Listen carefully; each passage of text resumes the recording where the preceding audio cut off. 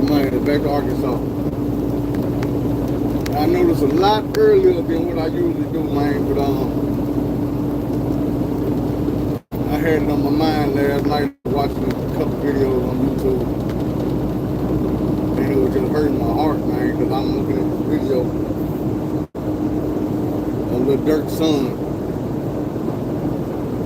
And it ain't even what happened, it's what's the aftermath and the before the math. The math just gonna be mathing, because I'm like, it ain't nothing Little Durk could have did to prevent his son from picking up that gun, because he wasn't there.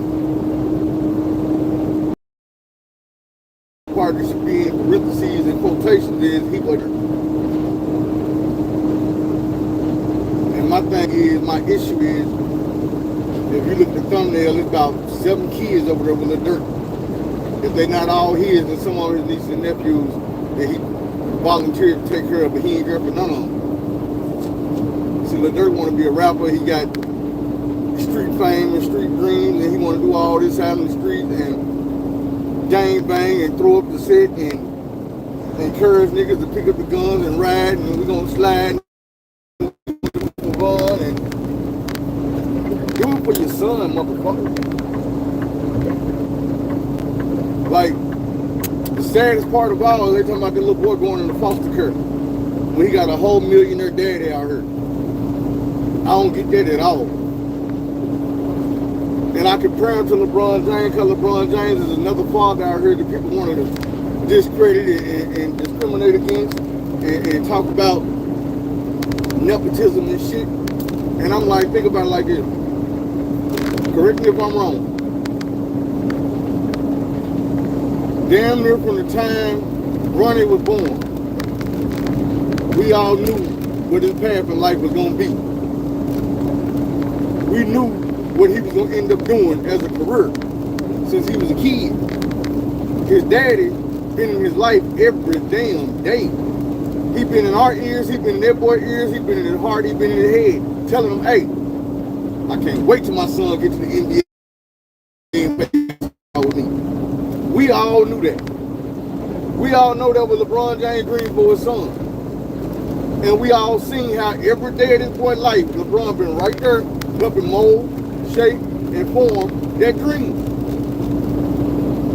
We ain't gonna say Bronny was a perfect child. I remember the nigga got caught smoking weed and shit on live. I'm not even gonna say that I think LeBron James didn't know the boy was smoking. I think LeBron did know the boy was smoking. I'm gonna tell you why I say that. Because if you seen my old videos, and I'll be like, look, if your son is gonna experiment, your daughter gonna experiment with this shit, the best and safest place for him to do it with is under your goddamn roof. Not down the street with his homeboys who don't give a fuck about him.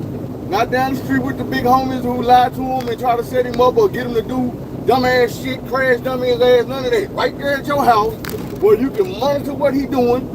You can see how he reacted. You can see what type of effect they got on all that shit. So it was no surprise to me when they caught LeBron James smoking on video in his goddamn bedroom. At his motherfucking mansion with his mom and his dad and them where they stay at. Say what you want to say. To me, that's the safest way. You ain't gonna stop a kid from doing what they want to do. But if you be open and honest with them, then maybe you can protect them while they doing it. Now, it's with Little Durk. My biggest problem with Little Durk is, my nigga, you rich.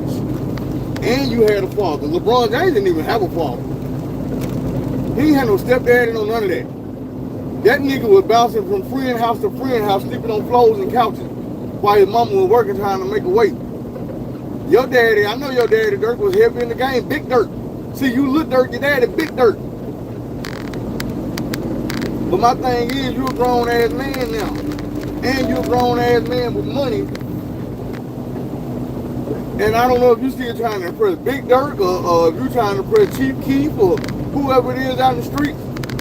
But my nigga, while you was out there professing your love for the hood and for the streets, you forgot to love your kids, my nigga. You forgot to be there for your kids. You forgot you're a millionaire and you can take a break and raise your motherfucking kids. You can do that shit. Cause I'm just gonna be real with you.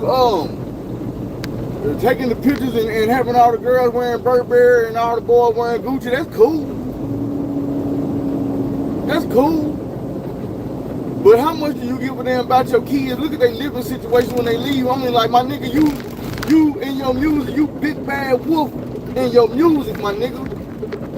But you can't be that in real life if your baby mama got a nigga that ain't afraid to beat her ass in front of your kids. What they say about your big bad wolf? If a regular nigga come off the street and beat your baby mama in front of your son to the point where that nigga gotta go get a gun.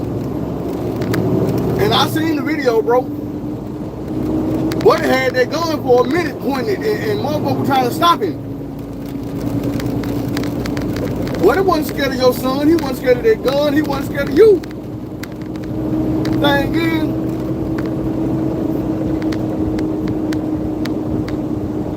what the hell you got going on in real life, bro? I mean, I know in the music, everything good, everything, you know, like I told y'all. You in the entertainment business, my nigga, so every nigga gotta wanna be in, all the women wanna sleep with you and all that. I know the rules. But what about in real life?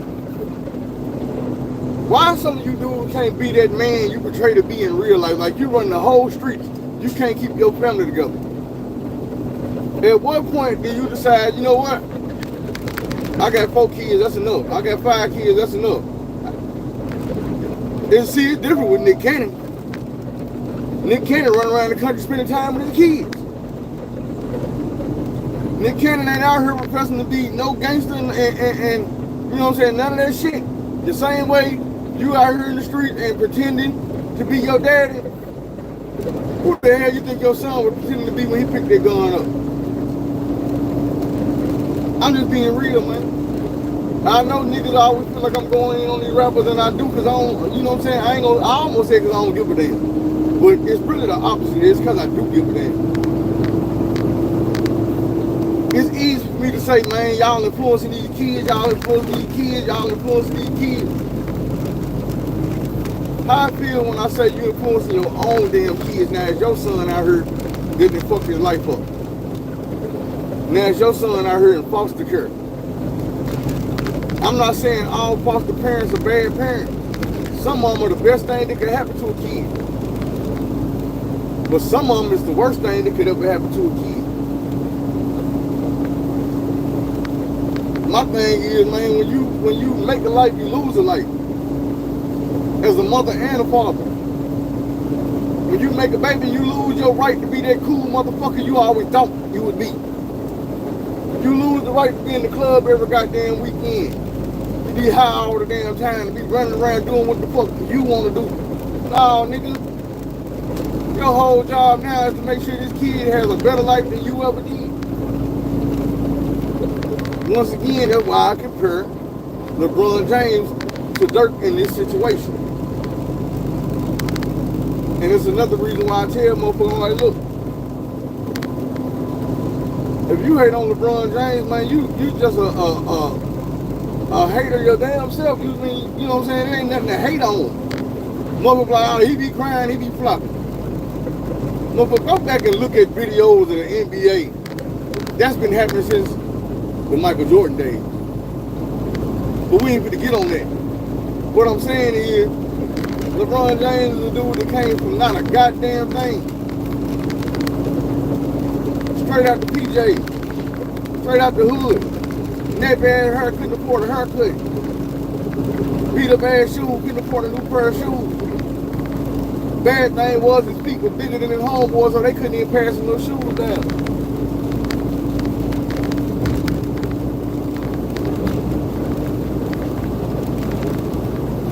But that man took everything he went through in his childhood, every cold night, every cold meal, you know what I'm saying, all that shit, and turned it into $1 billion.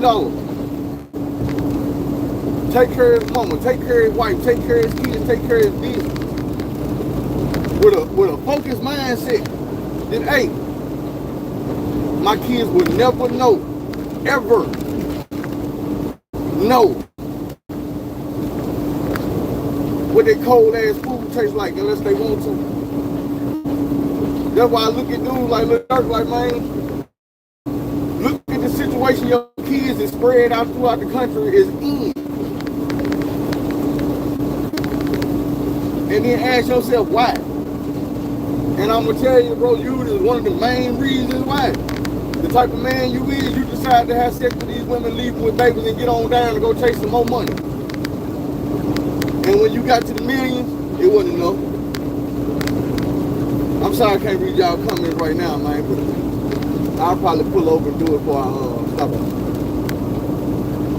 I'm just saying, man, how much money is enough so you can stop and focus on your kids? Lord knows, I am no longer a little Boosie fan. I don't feel like dude is a good father. But one thing I will say is, at least the nigga do try.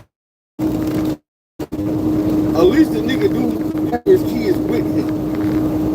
Well, even the kids that he done fell out with have an opportunity to be there with him, with the money, with the protection.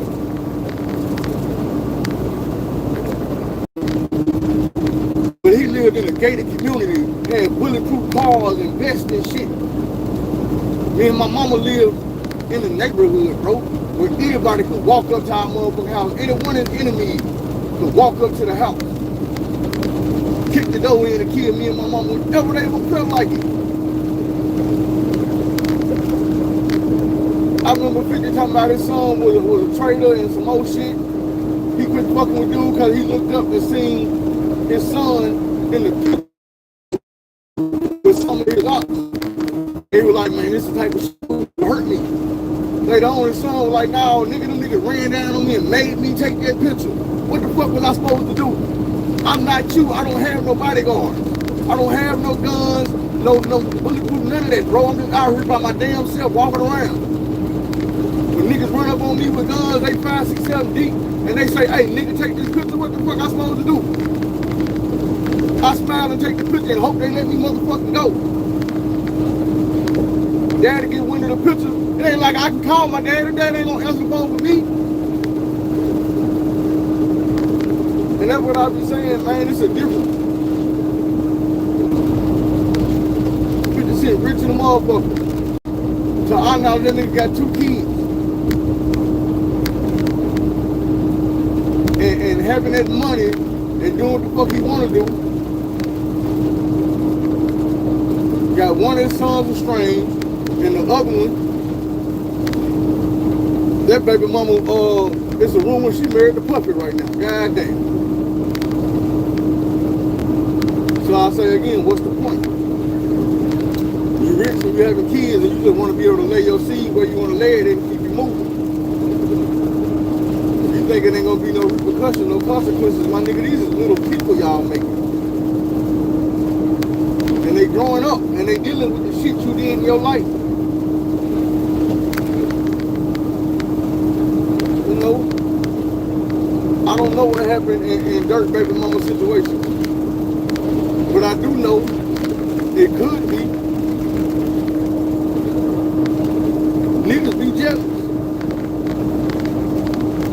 You running around here with $1 million baby daddy. And then you got to come home and add this man, hey, give me a couple dollars for the groceries. They gonna look at you like you crazy as hell. You want me to feed your millionaire son? With this paycheck I bring home? You better call your rich ass baby daddy with his bitch ass hair. Nigga send some motherfucking money.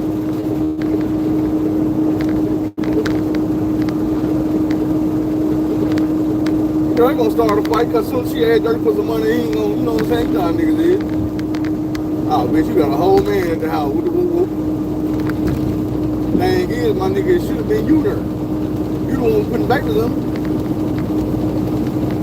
That's why I trip. This is hilarious to me. You got all these kids by all these different women. All the kids have your last name, Banks. So when you get the name and all the list of kids, it seems like they might all be with the same person. They might all be together. Come on, bro. The kids come together for a picture and then it be over with. But my thing is, man, that man's son in foster care now. He was only 10. And as I told y'all, you know what I'm saying, I grew up back in the day when it was gutter. Shit was fucked up. So I know you can send a 10-year-old on a mission to do some dirt, knock somebody out, and he not gonna get no time for it.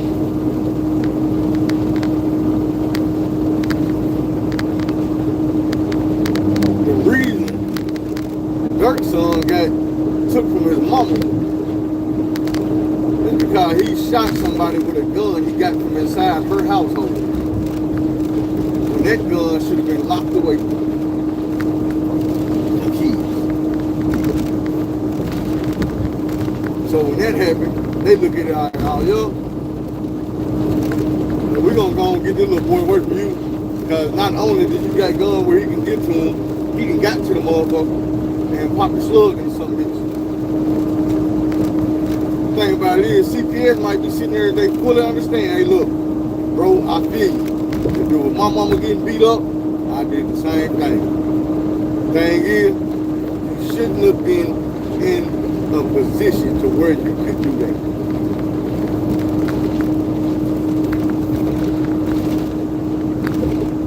You just shouldn't have been in that position. I'm gonna be real. When I was a kid, man, I used to hear, like me and my little sister had, my big sister, we had separate rooms. But it was nights, a few nights, a bunch of them, really, where we could hear my mama and my stepdaddy arguing, going back and forth, people yelling at my mama and shit.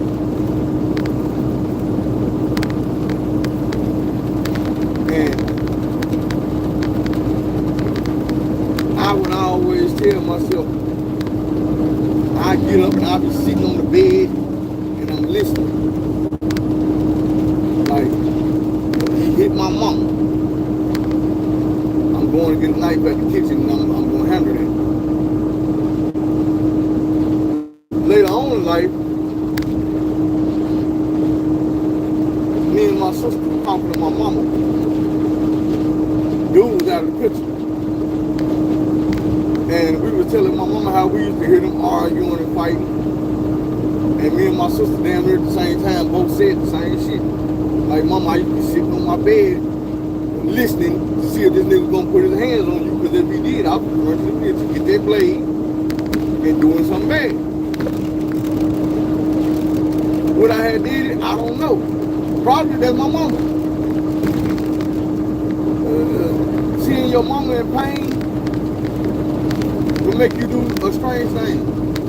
Something that you wouldn't do on a normal basis. So I fully understand what was going through in my head when he did what he did. I was just hearing the argument, and I was thinking about doing it. This man grew up seeing it with his own eyes. Ain't no telling how many times he had to watch that before he finally, you know what I'm saying, got to the point where we were like, you know what, not no more, never again.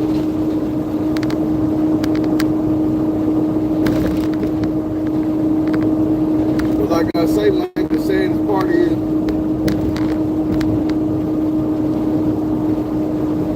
he did that out of love, and the person that he loved the most in the world, he'd have been took from that person.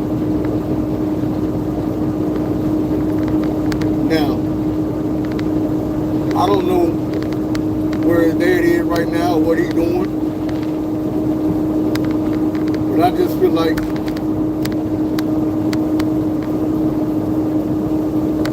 he should have been doing enough. He should have been saying enough, more than enough,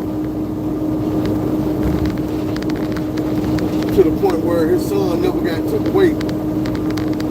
I would have been like, man, look, I'm hopping on a private plane right now. I'm on my way. He got another parent. I'll take full custody of my son. I will take responsibility of my child before I let the system have it. I know what the system will do to them.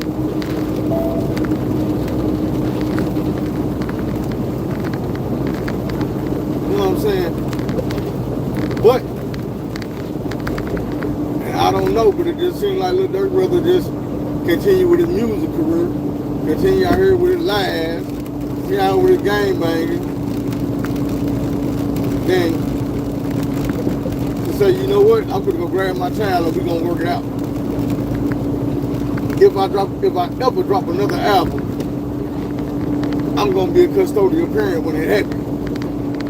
I'm not gonna be the daddy that call and check up on my son and I'll see you when I'm in town. None of that.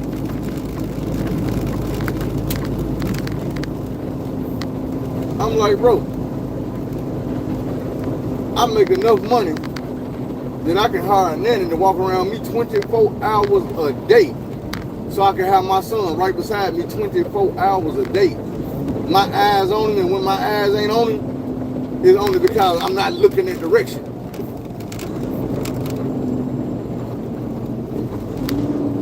You know what I'm saying? Anything else is uncivilized. I don't understand it. I don't get it. If I had 10 kids and $10 million, that'd be my biggest flex. That you see my kids everywhere you see me. That all my kids is dressed good, they going to school, they getting good grades, and they all gonna be something. Ain't nan one of them gonna be no junkie, ain't nan one of them gonna be no thought box, no none of that shit. Cause we could raise these kids. We gonna raise them into young adults. And then we gonna watch them fly.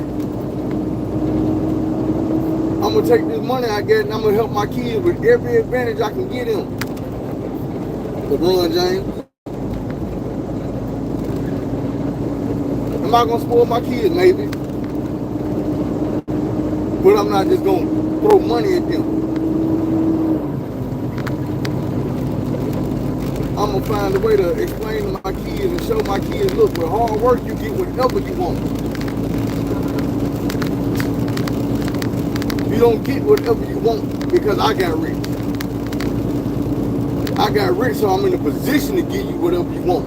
But if you think you just gonna get it because you my child, no, don't work like that. And if you think that me telling you that gives you the option to say, well, you know what, I don't want your money, you don't gotta have my money. But your ass gonna do right. You gonna go to school, you gonna learn something, you gonna be productive. That's just it. Ain't no options, no choices. Because the same way I got this money and I can do stuff for you, man, I would spend the same money making sure you don't get out of line. No. If you don't want to act bad, man, your ass will be in private school with a gate around it somewhere where you can't go nowhere. I give a less than a damn. If you like to run off, man, I will take your ass down to the parole probation. I'll put an ankle monitor on you like they do the criminals. You ain't going nowhere I don't know of. Yeah, you're not gonna disappear off the face of the earth and wind up in the woods somewhere tied up, getting mistreated. Kids don't think about that type of shit, but it happens. You're not gonna be nobody human trafficking victim with me as your daddy. I'm gonna know where you at. I'm gonna take responsibility. Every day. Because I know I've been through that. That's why I look at Durk like, nigga, I know I've been through the same shit you've been through, bro. Only difference is you had a daddy, and I realized what I went through. I know every time, or should I say most of the time, when a grown motherfucker or an older motherfucker lied to me and made me think some shit was cool when it wasn't, made me think some shit was alright, or was the shit to do, and it wasn't. Just putting it plain and simple, I know better. And I know you know better, my nigga.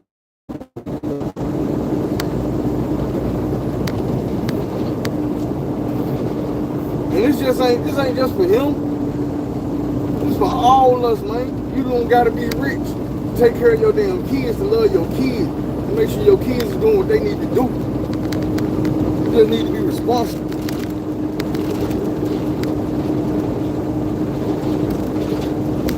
I'm dead serious, man. Kids need a chance to grow up and be somebody. And I'm not saying Durk's son still can't grow up to be nobody, but he just put his chances in half. Because the shit he did as a 10-year-old is gonna be with him as a 50-year-old. And every minute in between. It's gonna fuck with him psychologically. It's gonna fuck with him emotionally, mentally, all that. He gonna be judged for it. By people that shouldn't be judging him. I'm gonna tell y'all, man, what made me work so hard to change my image. Even before YouTube. I remember I came home from prison, man, and I met this woman. Cool as hell, fine. Had things going for herself, she had 2 kids. And when I told her I had been to prison, she didn't want shit else to do with me. I told her I went to prison for robbery. And she told me she wasn't even comfortable with me being around her kids no more. And I'm like, hold on, what the hell you mean? I felt nasty. I'ma just be real, I felt nasty, I felt dirty, like you was judging me like you thought I was gonna do something to your kids. As I got older and more mature, I realized that it wasn't that she felt like I might touch her kids or, you know what I'm saying, something like that. It's just the influence of the type of person I was. And she didn't want to get around her kids. Was I mad? Yes. Was I in my feelings? Hell yeah. But as I got older, I understand. And I'm like, look, bro, at the time, you were like 25, 26, fresh out of prison after doing some years. You still had penitentiary ways. Even though I wasn't no predator type dude in prison, I wasn't no penitentiary bully or none of that shit. I still had penitentiary ways because I had basically been raised in prison. From a teenager to 25 years old. It ain't real, it ain't just super easy to shake off. Like the adult men that I had been learning from was all prisoners, inmates, convicts. Not ex-con, actual convicts. And I was one my damn self. So it was like the shit I was picking up on, I had to pick up on it in order to survive.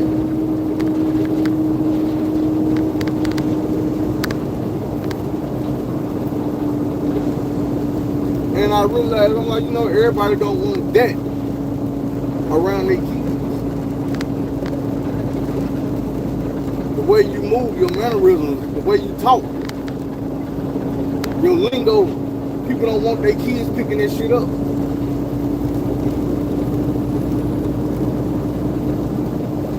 I understand that now. So I had to become a person who didn't have that walk, that talk, the mannerisms.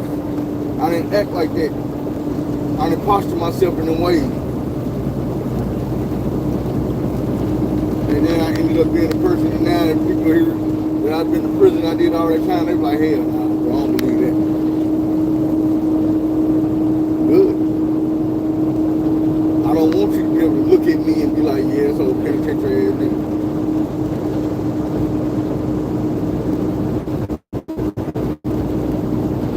I made a Facebook post last night, and it was saying,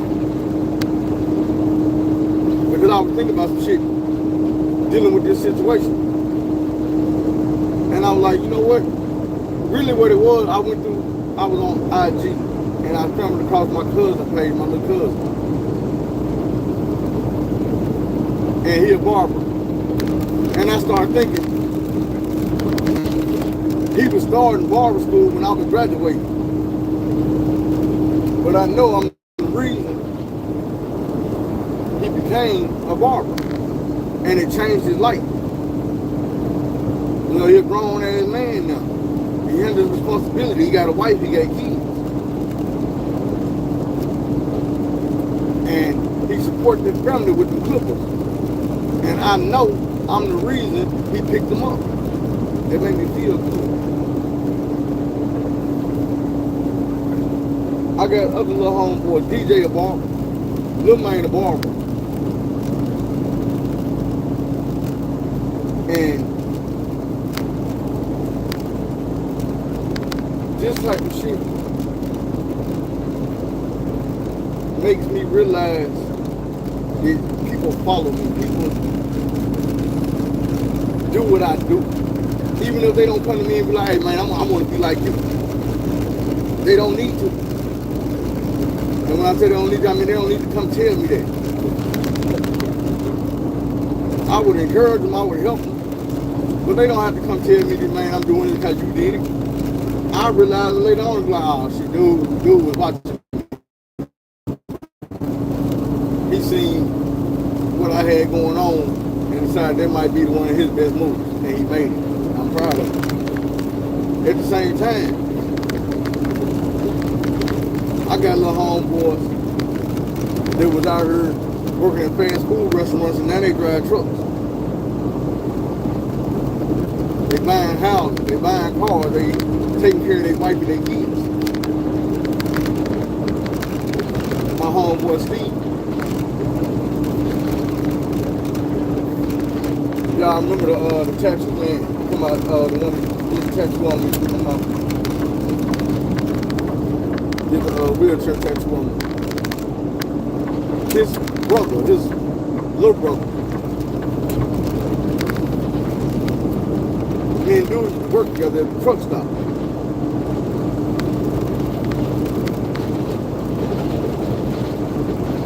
I got on up there at a point in time where I was in dire need of a job. I needed some money. I was going back to the streets. And the pilot truck stop came from the bus.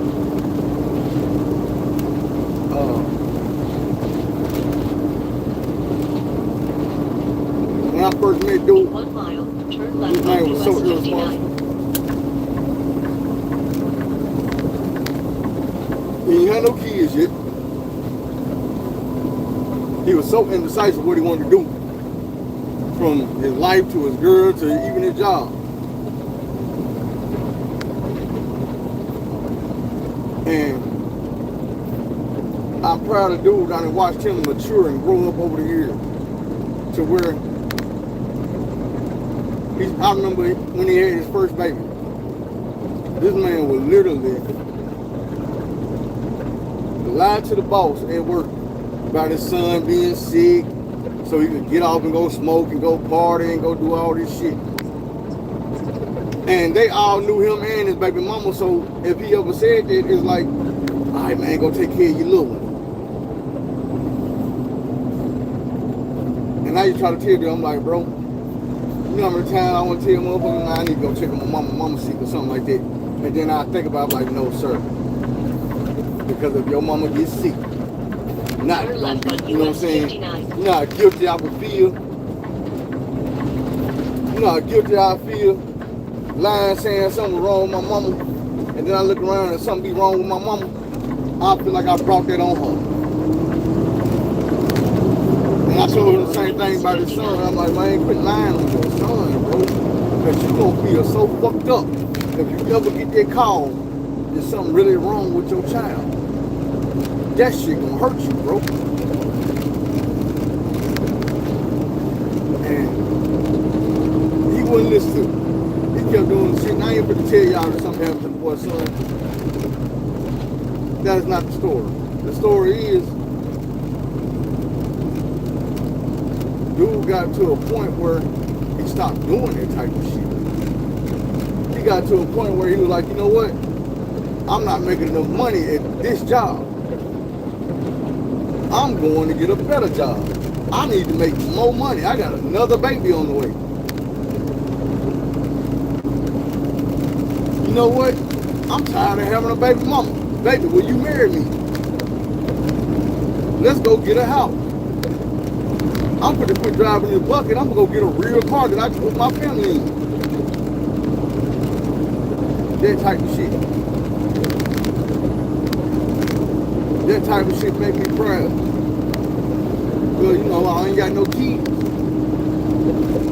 But when I realize that I'm a positive influence on somebody's life, man, that shit made life worth living. But I feel like,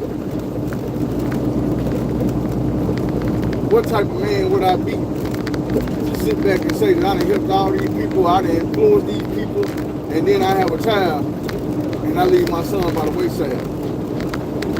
I let that nigga just out here to figure it out by his goddamn self. That's what I feel like Durk doing. But I'm like, bro, people that microphone you in the videos, you put that shit on, you know what I'm saying, the clothes, the jewelry, the ice, people look up to you, they follow you, they know every word that came out your mouth, got them on the last album, and the one before that, and the one before that. But then you out here making people that you should be shaping and molding, and you're not. What's the point? You're gonna help everybody, shape and form everybody's child in the world except yours. What's the point, bro? Like at this point, one thing you need to do, and I hate telling rich ass motherfuckers what they need to do, but at this point, man, you need to go get a vasectomy. There ain't no need for you to have no more babies around here. Leave no more youngins by the wayside, struggling, trying to figure it out. No more single mothers around here wondering why I wasn't good enough.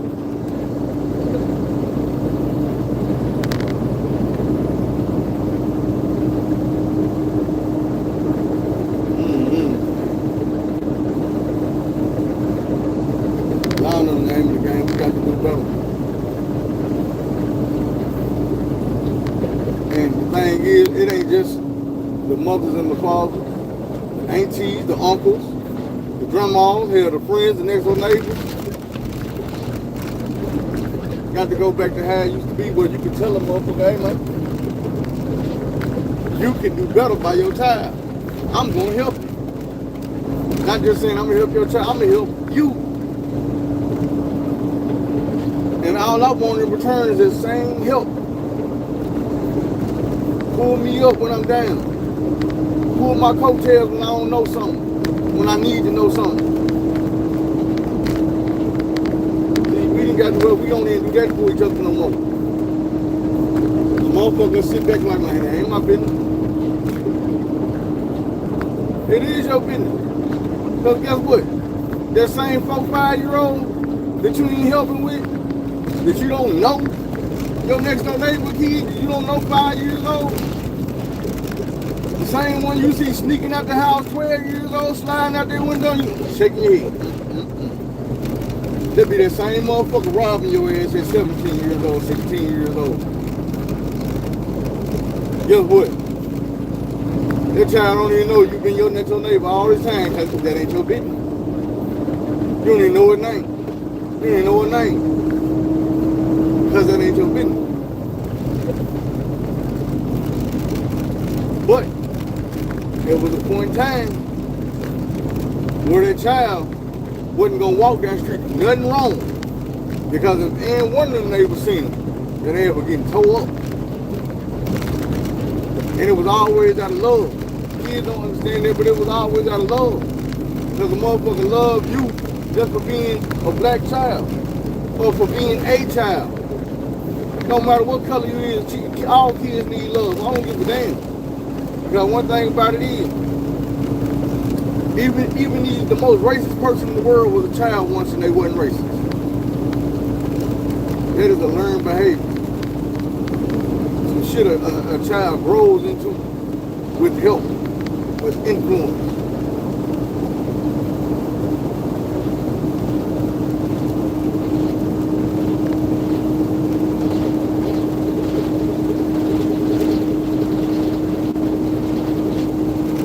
And what the boy told me to tell all y'all motherfuckers in Jacksonville, guns in prison. I was asking her which Jacksonville she was talking to, because, you know, it's a Jacksonville down there every state. And I stay in Jacksonville. I was thinking also that I need to start reaching out to some of the youngsters in my city, interviewing them. Some of these people that's out here on the street, and hear some of their stories about what they've been through, and share that shit. Because motherfuckers need an outlet. It's hard to do when I'm on the road. But I was thinking, because my big homeboy Donald, I was talking about doing a story about him. And I think his son came on there and made a comment about one of the other homies, Terrible T.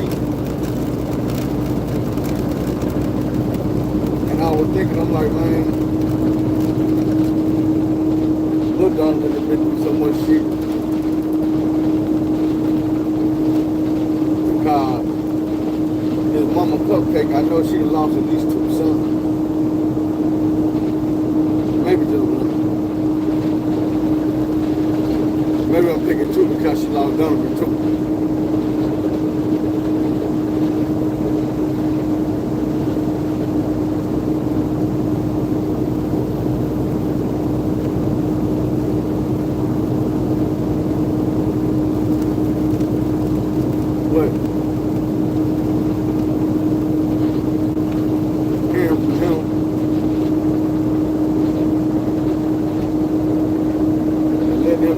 His story about his daddy, about his brother, about his upbringing, some of the shit he's been through.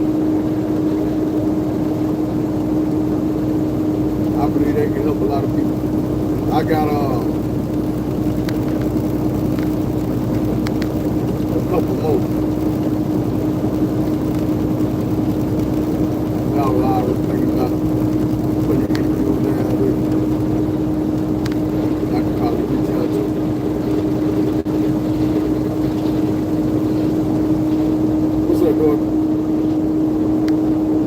Which Jacksonville is you talking about?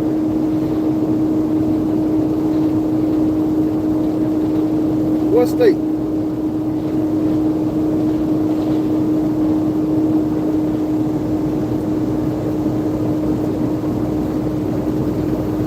Yeah, I got something to say. It's some comments or something. I ain't gonna get it out of the way. I'm gonna pull over in a second.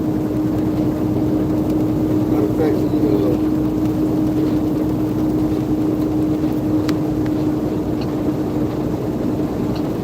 truck stop. So I can go ahead and pull over some gas. Oh, got Love's in 2 miles. Going to Love's on US Highway 59 north of Albano, Texas.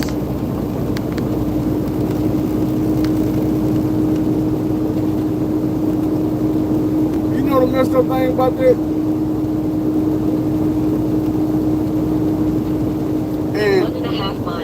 I still gotta on the right, toward FM 3129. I still gotta call my guy, man, and get the interview with him. He's staying in Georgia, but he came up in Jacksonville, Florida. I didn't grow up in Jacksonville, Florida, but there was a point in my life where I was staying in Kings Bay, Georgia. And we used to go to Jacksonville, Florida to get the gas and shit. Weed. From the dregs. And I never realized how dangerous it was in Jacksonville. Thing is, with me,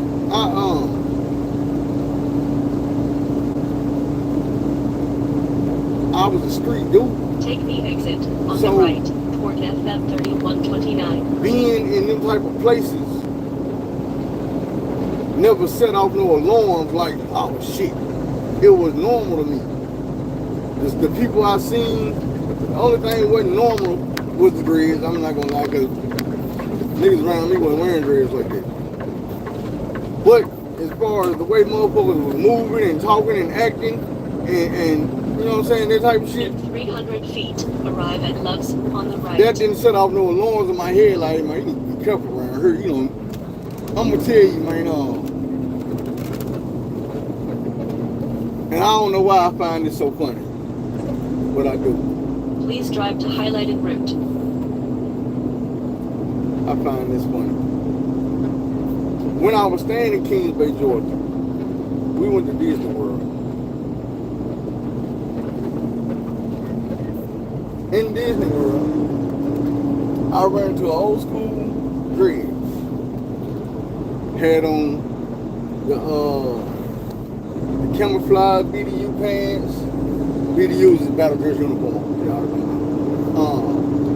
But he had on the camouflage pants, long ass dress to his back, long ass beard, all that. And as we walking down this pink road with the purple sidewalks, cause we was in Disney World, this dread was like, hey man, I got that gun. And I'm like, shit, what it do? He was like, man, step over and holler at me. And my cousin was like, man, don't go over there with that goddamn Jamaican by no weed. I'm like, why not? They were like, man, dude might be the police. I'm like, man, that motherfucker ain't the police, bro. First of all, police and motherfucking military have a dress code. You see what I'm saying? The dreadlock shit down to your ass, these real dreads. This shit is black and brown, and the white shit is golden because it have been, you know what I'm saying? Real live dreads, bro. This ain't no wig, no none of that shit. So I wasn't about the wig. But I was just thinking, I'm like, man, you gotta realize, like I tell people to this day, Disney World ain't for kids. They're like, what you mean? I'm like, no, nigga. Magic Kingdom for kids. The Epcot Center, maybe that's for kids. But Disney World as a whole, man, you better watch your motherfucking town when you go around there, because niggas be selling some dope. Niggas selling some dope, some pinballs, some whatever, some boys, some girl. In the land of Disney, nigga, it's all there. Let's get to these companies, man. Let's get doing here. Give me some petrol.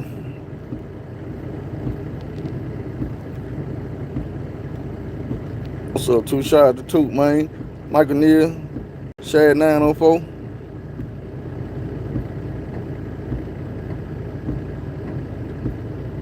Shout out to Jack Smith, King David. It ain't for the weak, bro, but you know what? Sometimes raising a child will make you raise your damn self. And you gotta try it. Cause I'm like, look at her, man. The same way I say I have my kids with me, man, I'm calling on mama. I'm calling on my sisters, whoever I can get some help from.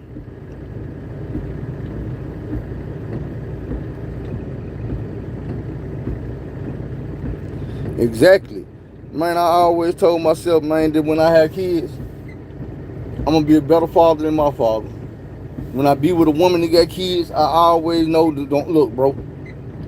Be better than for these kids than your stepdaddy was for you. I had 2 stepdads, neither one of them was shit, but they both taught me a lot about what not to do with kids. So with that being said, man, don't be afraid to take that long road instead of the wrong road. Do things the long way instead of the wrong way. Find somebody to help. Tell somebody you love them. You know I love y'all, man. I appreciate you. We out.